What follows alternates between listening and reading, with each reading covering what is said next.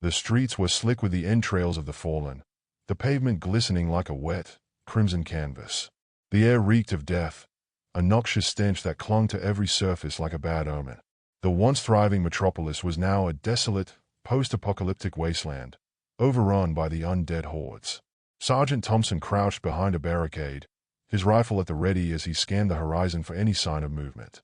His squad, a ragtag group of survivors, had been whittled down to just a handful of desperate, battle-hardened warriors. As he peered into the distance, a figure emerged from the gloom. It was a woman, her eyes vacant, her skin gray and decaying. She stumbled forward, her arms outstretched, her mouth open in a mindless, guttural moan. Thompson's finger tightened on the trigger, but he hesitated, his mind flashing back to the countless innocents he had lost.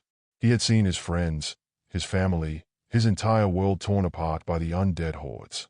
The memories haunted him, fueling a burning rage that threatened to consume him whole. The woman lurched closer, her eyes fixed on Thompson with a mindless, hunger-driven intensity. He could see the remnants of her humanity, the faint glimmer of a soul trapped beneath the surface. It was a fleeting moment of recognition, a spark of empathy that ignited a firestorm of emotions within him. With a snarl, Thompson launched himself at the woman, his rifle forgotten in the face of his primal fury.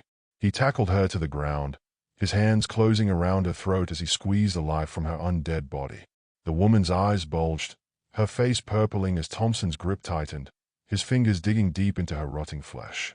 As the woman's body went limp, Thompson felt a wave of revulsion wash over him.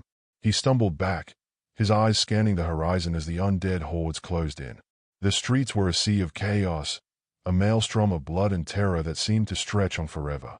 Thompson's squad rallied around him, their faces set with determination as they prepared to face the coming horde.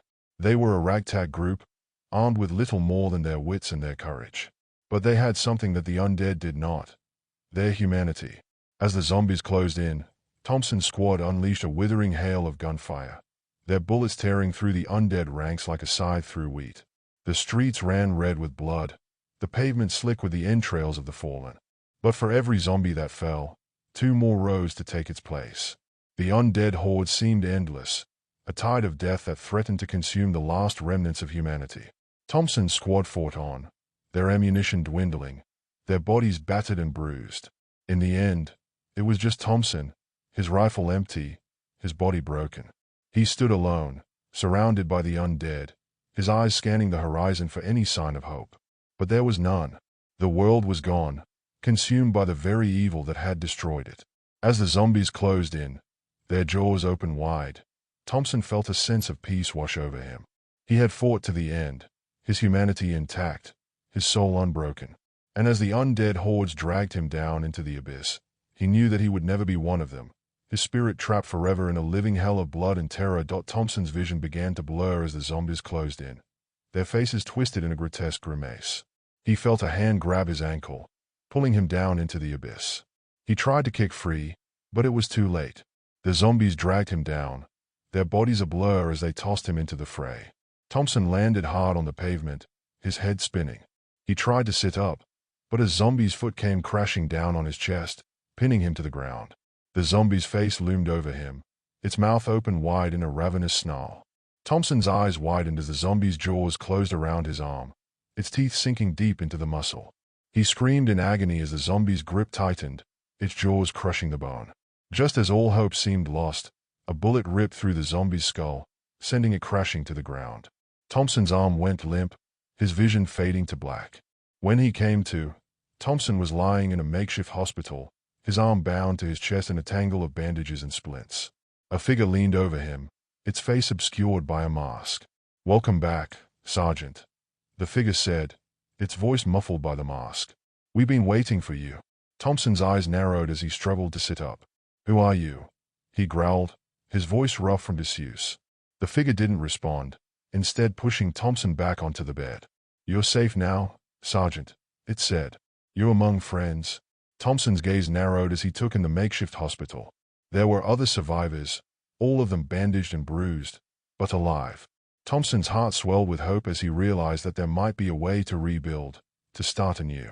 But as he looked around the hospital, Thompson noticed something that made his blood run cold. The zombies weren't just outside the hospital walls. They were inside. The survivors were trapped, surrounded by the undead on all sides. Thompson's heart sank as he realized the true extent of the apocalypse. The world was gone, consumed by the very evil that had destroyed it. As the days passed, Thompson struggled to come to terms with the new reality. He fought alongside the other survivors, using his military training to hold off the zombies.